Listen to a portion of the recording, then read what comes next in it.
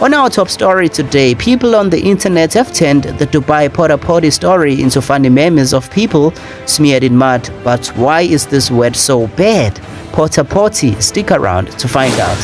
Before we begin on this story, I would like to urge you to subscribe on this channel by clicking the red button at the bottom right corner or hit the bell notification subscription bell in order to be notified each time when we release news. You have probably seen dozens of posts over the years with people glorifying exotic holidays and travels to a place that probably most young people would love to visit, and that is Dubai.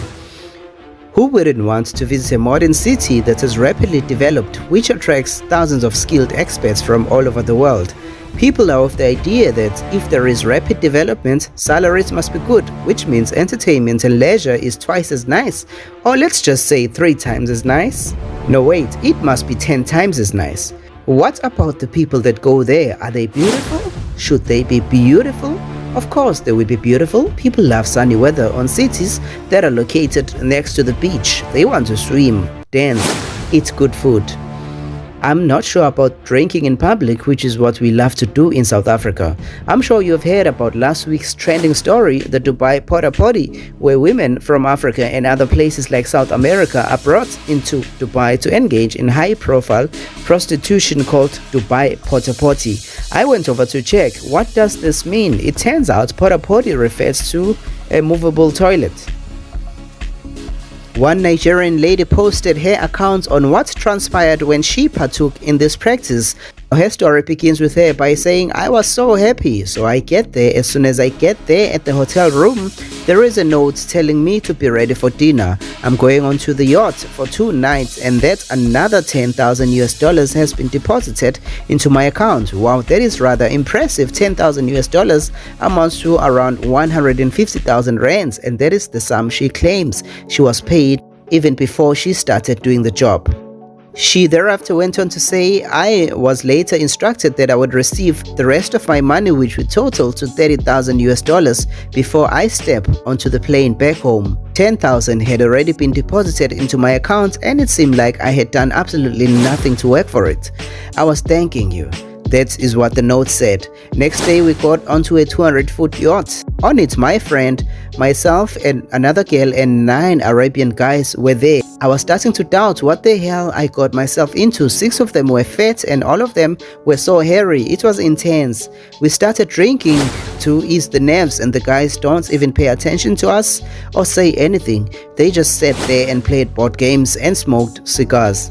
A few hours later, one of the servants comes up and tells us it's time.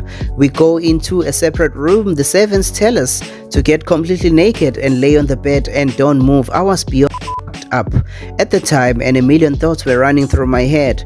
3 of the guys came into the room and all of them were wearing robes. The first guy takes his robes off, makes me get closer to the edge of the bed and then he sticks it in me.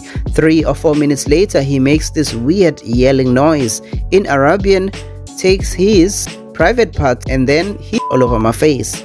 I try to wipe it out of my eye and he slaps my hand, then slaps me so hard in the face that the splatters everywhere and he yells at me not to move and he says, "Don't move, you white." So the next guys take a little longer, maybe 7 or 8 minutes and do the same. Now my face is glazed. I hear all 3 walking out laughing and the 7th comes to get me and tells me not to clean my face, takes my hand and walks me to the shower. I thought I was done. Nope. While in the shower, my 3 guys come back in and literally just start pissing on me. My boyfriend is into golden showers, so it was nothing new to me. They basically cleaned my face off with their pee. The next night though, things got insane. After all day out at sea and sex, the 7th let us know tonight is the most important night, so make sure you look your best. I walked into my sex room and it had plastic all over the bed. I figured out they wanted to pee on my face again.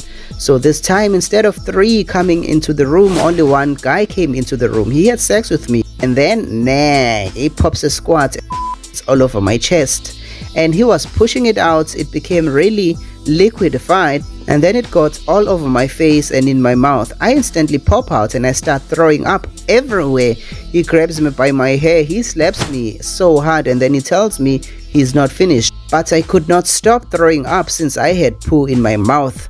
With his broken English, he told me if he doesn't finish, then I'm not going to get paid. Right there and then, I never had missed my boyfriend more than this moment. I wanted him to hold me and to cuddle me. I couldn't take it.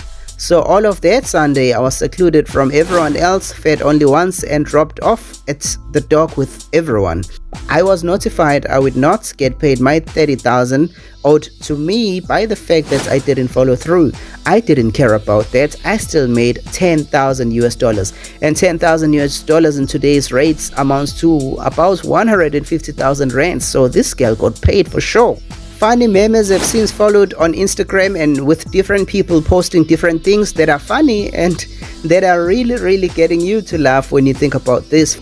On a serious note, with regards to this kind of conduct, it's very disappointing that men from Dubai are engaging in such acts. Yes, it is one thing to think about girls and saying that they should be disciplined. If a girl moves from South Africa into another country, she should be disciplined for sure, but it's also another factor into this story is how men are degrading themselves in such a way from Dubai. How are they even going as far as pissing on someone's face, or as far as relieving themselves on someone's mouth? I mean, it's despicable. It's really disgusting, and it should be a crime in Dubai, but there's only one side of the story at the present moment. We haven't even heard their side of the story. Up until then we should really think these are speculations. Perhaps it could be speculations, and perhaps it could be the truth. We hope it's not true. We hope when they come out and have to comment, they will say we didn't commit these crimes, or we didn't do those things. People were really trying to badmouth us, etc., etc.